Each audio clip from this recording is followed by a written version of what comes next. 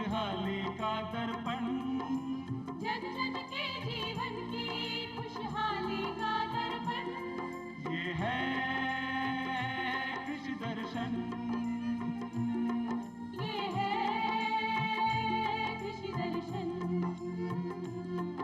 ये है कृषि दर्शन।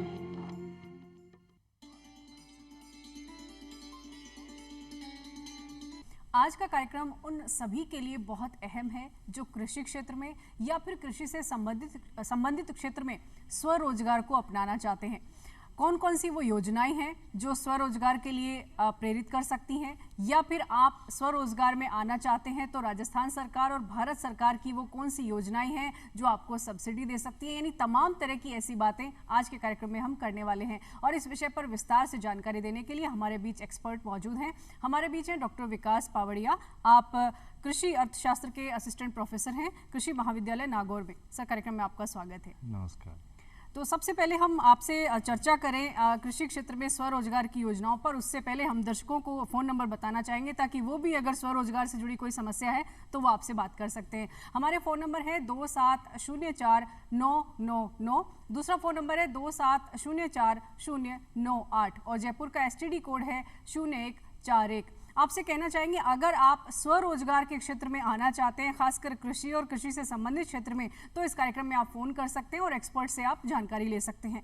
हम चर्चा शुरू करें उससे पहले ये जानना चाहेंगे कि कृषि क्षेत्र बहुत व्यापक क्षेत्र है और ऐसे व्यापक क्षेत्र में वो कौन कौन सा एरिया है, वो कौन कौन सा क्षेत्र है जिसमें स्वरोजगार को अपनाया जा सकता है। सबसे पहले तो यही जानना चाहेंगे। देखिए, कृषि क्षेत्र आपने जैसा कहा कि बहुत व्यापक है, लेकिन कृषि क्षेत्र के अंदर प्रसंस्करण एक ऐसा माध्यम बना है जिसके थ्रू आप किसी भी प्रोडक्ट की वैल्यू एडिशन करके और उसकी लाइफ को बढ़ा सकते हो। साथ ही साथ आप एग्रीकल्चर के अंदर मैन्युफैक्चरिंग सेक्टर में जा सकते हो, या फिर आप है जो उसका फॉर्म चेंज करके और कोई ना कोई प्रोडक्ट बना के मार्केट में बेच सकते हो। आप अपनी सर्विस सेक्टर में जा सकते हो, कोई क्लिनिक वगैरह खोल सकते हो। आप एग्री एक्सपोर्ट में जा सकते हो, फसलों को निर्यात कर सकते हो, पैकेजिंग करके निर्यात कर सकते हो। तो ये सब आयाम है जिसके अंदर कोई भी, या लाइव स्टॉक सेक्टर के अंदर भी काफ़ी सारी अपार संभावनाएं हैं। तो ये सब आयाम है जिसके अंदर एक किसान साथी या कोई भी यंग एंटरप्रेन्योर अपना भाग्य आजमा सकता है। कृषि हमारे देश की रीढ़ है। हमारा जो अर्थशास्त्र है देश का, वो पूरी तरह से कहीं ना कहीं कृषि पर आधारित है। हम बहुत सारी योजनाओं पर चर्चा करें उससे पहले हम बात करना चाहेंगे, देश में पहली बार कृषि नीति बनी है 2019 में। इस नीति के तहत हम जानना चाहेंगे कि देश में किस तरह से स्वरोजगार को खासकर कृषि क्षेत्र में बढ़ावा दिया जाएगा। देखिए, कृषि क्षेत्र के अंदर रोजगार की संभावनाओं को देखते हुए राजस्थान सरकार के अंदर राजस्थान कृषि प्रसंस्करण, कृषि व्यवसाय एवं कृषि जो निर्यात जो नीति थी वो आई, और 2019 के अंदर जो अभी गवर्नमेंट चल रही है वो लेके आई। साथ ही साथ भारत सरकार के लेवल पे बहुत सारी योजनाएं बनी, जैसे कि प्रधानमंत्री फॉर्मलाइजेशन ऑफ माइक्रो एंटरप्राइज, जैसे कि आपका एग्री क्लिनिक, सूक्ष्म और लघु उद्योगों को बढ़ावा देने। जी। और एक है जैसे agree clinic, agri business centres की स्थापना। साथ ही साथ फार्मर प्रोड्यूसर ऑर्गेनाइजेशन, जैसे कि किसान का खुद का कंपनी हो। साथ ही साथ एक MSME जो सूक्ष्म मध्यम जो उद्योग मंत्रालय है उसका एस्पायर स्कीम, जिसमें नए एंटरप्रेन्योर को है जो थोड़ा सा आप उसको एक्सपर्ट्स की सहायता से कुछ उनको एक्सपर्ट्स की राय देके और उनको इंक्यूबेशन सेंटर के रूप में स्थापित कर सकें। कृषि का वो दौर गया जब वो सिर्फ आजीविका का साधन था, अब कृषि व्यवसाय बन गया और अब स्वरोजगार में भी लोग आने लगे हैं। किसान साथी हमारे साथ जुड़ गए, पहले उनसे बात करते हैं। हेलो। हाँ जी, कौन बोल रहे हैं? मैडम, मेरा नाम विवेक है और मैं जयपुर से बोल रहा था। विवेक, कृषि दर्शन में स्वागत है आपका। पूछिए, क्या जानना चाहते हैं आप? मैडम, हमारे गांव में FAO अभी तक आया नहीं है और आस पड़ोस के गांव में FAO। आप बीकानेर से बोल रहे हैं? हाँ, बीकानेर से बोल रहे हैं मैडम। जी। और तो आप FPO में आना चाह रहे हैं, FPO बनाना चाह रहे हैं? FPO में आना चाह रहे हैं। हमारे गांव में FPO है नहीं और आस पड़ोस के गांव में FPO आ चुका है। जी। तो हमारे गांव में लाने के लिए हमें क्या क्या करना होगा? जी, हम डॉक्टर विकास से जानेंगे। FPO बहुत चर्चित है और किसान साथी बड़ी तादाद में इससे जुड़ रहे हैं और लाभ भी कमा रहे हैं। FPO के तहत किसान किस तरह से स्वरोजगार अपना सकते हैं? देखिए, किसान उत्पादक संगठन का मतलब यह है कि किसान खुद की कंपनी बनाए और किसान साथी आपस में मिलकर ऐसा काम करें। 1904 में जब पहली बार है जो अपने यहाँ पे सहकारिता नियम आया था, एक्ट आया था, तो उसमें भी यही लोगों को जोड़ने का काम किया गया था। और वही चीज़ अभी है जो सरकार ने फिर से शुरू की है कि 10,000 FPO का निर्माण हम देश में करेंगे। तो इसके लिए सरकार ने जो कृषक उत्पादक संगठन है उसमें कोई भी किसान साथी 11 लोगों के साथ में, मिनिमम 11 लोग होने चाहिए, उसके साथ में अपनी कंपनी एक्ट के अंदर खुद को कंपनी बना सकता है। शर्त यही है कि वो खुद किसान होना चाहिए और उसके पास में 11 लोगों का सपोर्ट होना चाहिए।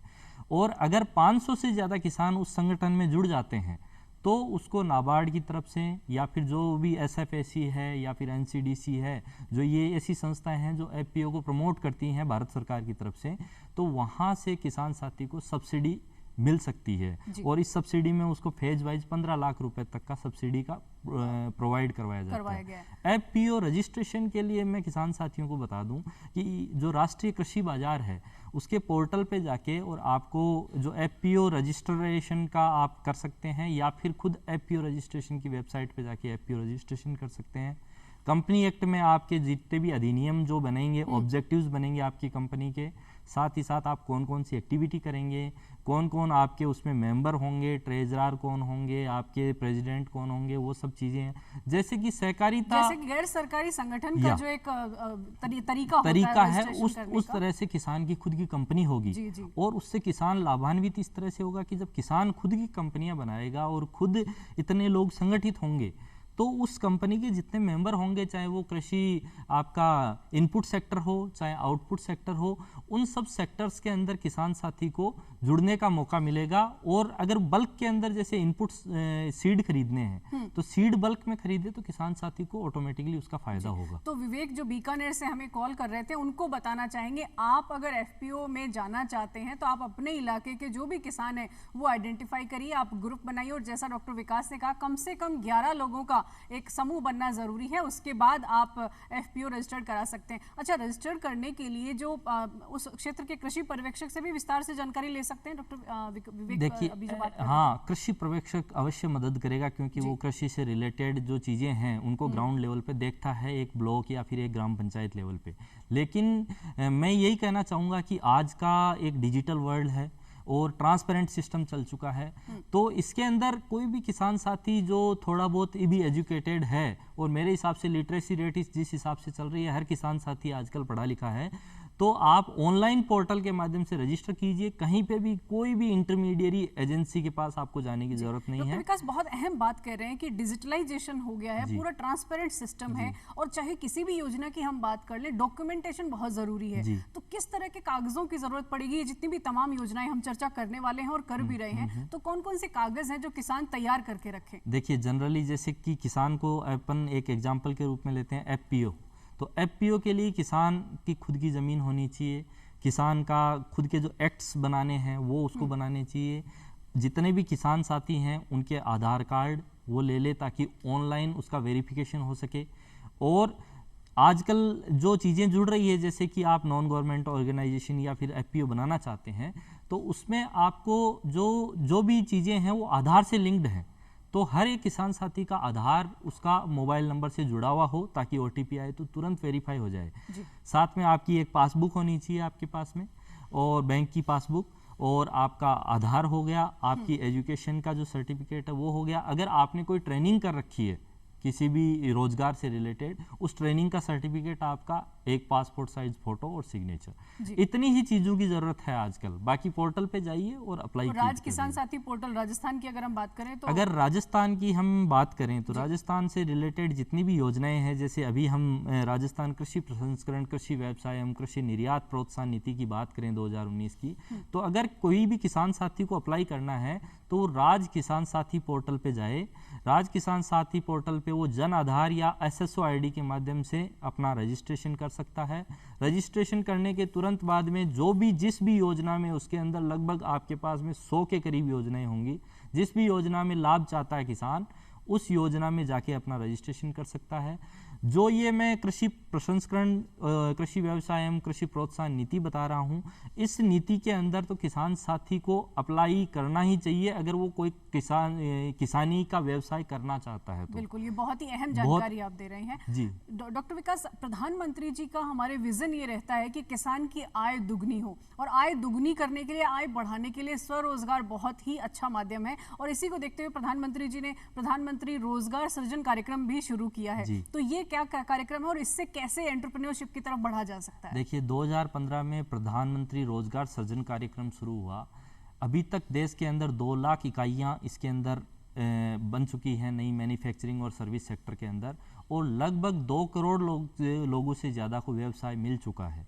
तो ये एक बहुत बड़ा अचीवमेंट है देश के लिए कि आप स्वरोजगार के माध्यम से लोगों को रोजगार दे रहे हैं। और साथ ही साथ इसके अंदर 2 कंपोनेंट हैं, एक मैन्युफैक्चरिंग यूनिट के लिए, एक सर्विस सेक्टर की यूनिट के लिए। और इसमें जो सब्सिडी के प्रोविजन है, प्रिंसिपल अमाउंट के अंदर 15% से लेके और 35% तक ग्रामीण और शहरी इलाकों में, और अलग अलग कैटेगरी के आधार पे सभी को, जो भी स्टेक होल्डर हैं उनको इसके अंदर सब्सिडी दी जाती है। तो इस तरह का प्रोविजन सरकार ने किया और इससे इतने ज़्यादा लोग जुड़े कि आप देखिए देश है जो मतलब एक नई दिशा के अंदर बढ़ चुका। बिल्कुल। और इसके अंदर एक चीज और मैं कहना चाहूंगा कि इसमें अनुदान तो आपको मिलता ही मिलता है, लेकिन इसमें क्या है कि अगर मान लीजिए आप सर्विस सेक्टर में 5 लाख से बड़ा कोई इन्वेस्टमेंट करना चाहते हैं, या फिर मैन्युफैक्चरिंग यूनिट में 10 लाख से ऊपर का इन्वेस्टमेंट करना चाहते हैं, तो आपकी मिनिमम योग्यता 8वीं पास होनी चाहिए ताकि आपको बेसिक चीजों का ज्ञान हो।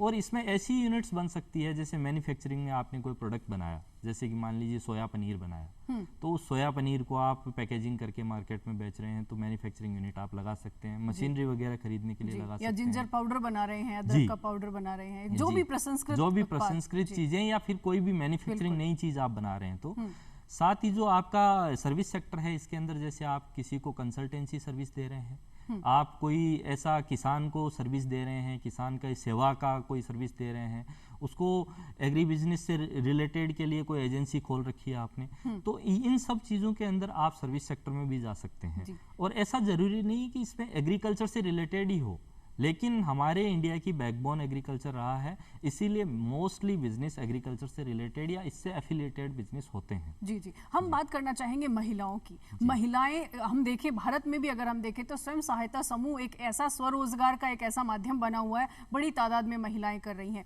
अभी हाल ही में इंदिरा महिला शक्ति जो योजना है, राजस्थान सरकार की योजना है, इसके तहत किस तरह से स्वरोजगार को बढ़ावा दे रहे हैं? इंदिरा महिला शक्ति उद्यम प्रोत्साहन जो योजना है, इस योजना के अंदर 10 लाख तक का जो लोन है वो आपको क्रेडिट गारंटी स्कीम के तहत दिया जाता है।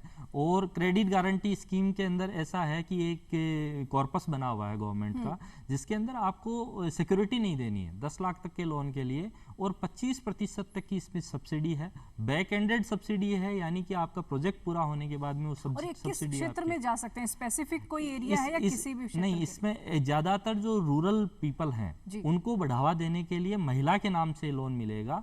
इसमें आप एग्रीकल्चर से रिलेटेड या प्रोसेसिंग या फिर लाइव स्टॉक से रिलेटेड, गोट रियरिंग करना चाहते हैं या फिर आप पिगरी करना चाहते हैं, कोई भी एग्रीकल्चर, मतलब पशुपालन भी अगर करना चाहते हैं तो भी वो ले सकते हैं। इसमें 10 लाख तक के लोन के लिए ऐसी कोई सीलिंग नहीं है, उससे ऊपर के लोन के लिए आपको सिक्योरिटी देना पड़ेगा। तो जनरली एग्रीकल्चर और रूरल सेक्टर के जो बिजनेस हैं वो इस अमाउंट तक हो जाते हैं, इसीलिए सरकार ने सोच समझ के और इस कॉर्पस के माध्यम से सिक्योरिटी, सरकार ने इस कॉर्पस के माध्यम से वहन करने का प्रावधान इसमें रखा है। ये बहुत ही अहम जानकारी दी। एक और हम चर्चा कर रहे थे डॉक्टर विकास की, जो एग्रीकल्चर ग्रेजुएट हैं, जो पढ़े लिखे हैं, क्योंकि बड़ी तादाद में कृषि शिक्षा की ओर भी युवा बढ़ रहे हैं, तो उनके लिए भी क्या एंटरप्रेन्योरशिप के बहुत सारे संभावनाएं हैं? क्या वो भी आ सकते हैं? बहुत सारी संभावनाएं हैं। जैसे कि कोई स्टूडेंट या फिर कोई भी एग्रीकल्चर ग्रेजुएट खुद का बिजनेस करना चाहता है, तो उसके लिए मैनेज इंस्टीट्यूशन है, national institute of agriculture extension management Hyderabad, उसकी तरफ से एक 2 महीने का रेजिडेंशियल प्रोग्राम चलता है,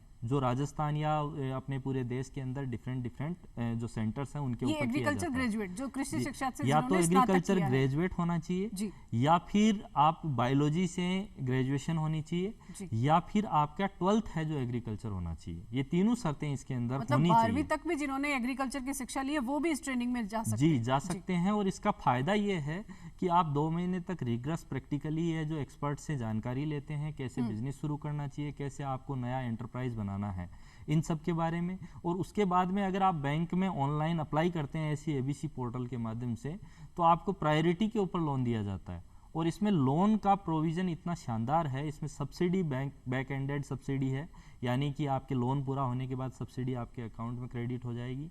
लेकिन जनरल कैटेगरी से बिलोंग करने वाले जो भी प्रोफेशनल्स हैं उनके लिए 36%, और जो SC ST या महिला हैं उनके लिए 44% की सब्सिडी। ये बहुत ही अहम जानकारी दी। तो जितने भी युवा इस कार्यक्रम को देख रहे हैं और स्वरोजगार में आना चाहते हैं और कृषि शिक्षा से आप जुड़े हुए हैं, तो ये योजना आपके लिए बहुत अहम है। आप इसमें अपना रजिस्ट्रेशन करा सकते हैं और ट्रेनिंग लीजिए, प्रशिक्षण लीजिए, सरकार आपके साथ है। आप एंटरप्रेन्योर बनने की दिशा में बहुत कुछ है जो आप सीख सकते हैं।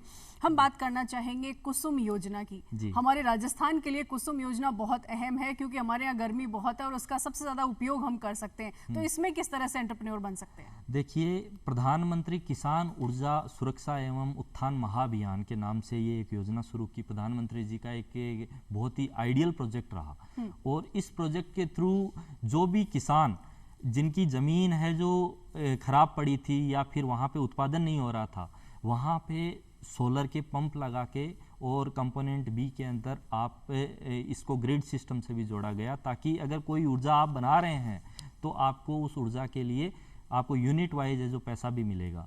साथ ही साथ इसमें प्रोविजन किया गया कि अगर 7.5 HP की मोटर तक का अगर आप कोई भी पंप लगाना चाहते हैं अपने खेत पे, तो उस पंप के लिए आपको 60% अनुदान मिलेगा, जिसमें से 30% अनुदान स्टेट गवर्नमेंट, 30% सेंट्रल गवर्नमेंट, 30% पैसा आपको बैंक से लोन के रूप में, और 10% पैसा किसान का खुद का होना चाहिए। इस तरह से प्रोविजन किया गया, और इसमें 3 कंपोनेंट डाले, A, B और C। तो B कंपोनेंट में किसानों के ये जो पंप सेट है उनको कवरेज किया गया, और ये एक ऐसा मतलब रिमार्केबल चीज़ हुई कि इसमें किसान ज़्यादा से ज़्यादा जुड़े, और अभी जो अपनी सेल्फ सफिशिएंसी है सोलर के थ्रू, उसकी ओर अपन अग्रसर हैं। बिल्कुल, ये बहुत ही अहम बात आपने की। जो युवा एंटरप्रेन्योरशिप में आना चाहते हैं, या फिर जो ऐसे युवा जो कृषि कर रहे हैं और वो एंटरप्रेन्योरशिप में आना चाहते हैं, या फिर ग्रामीण महिलाएं या ग्रामीण क्षेत्र में रहने वाले लोग, उनको बेसिक कौन सी जानकारी होनी चाहिए? क्या संदेश देना चाहेंगे आप? देखिए किसान साथियों, अगर मान लीजिए कि आप बेसिक एग्रीकल्चर करते आए थे, लेकिन अभी ज़माना है कि आप प्रोसेसिंग से रिलेटेड बिजनेस में जाएं। बहुत सारी योजनाएं सरकार की हैं जो डिजिटाइज प्लेटफॉर्म के माध्यम से हैं। आपको कहीं भी जाने की ज़रूरत नहीं है, बस एक ज़रूरत है जानकारी की, जिसके माध्यम से आप जुड़ सकते हैं। बहुत सारी सब्सिडी की योजनाएं हैं। किसान साथी हमेशा सब्सिडी के पहलू पे सबसे लास्ट में जाता है, लेकिन किसान को हमेशा सब्सिडी वाली योजनाओं का फ़ायदा उठाते हुए अपने बिजनेस को सबसे पहले करना चाहिए।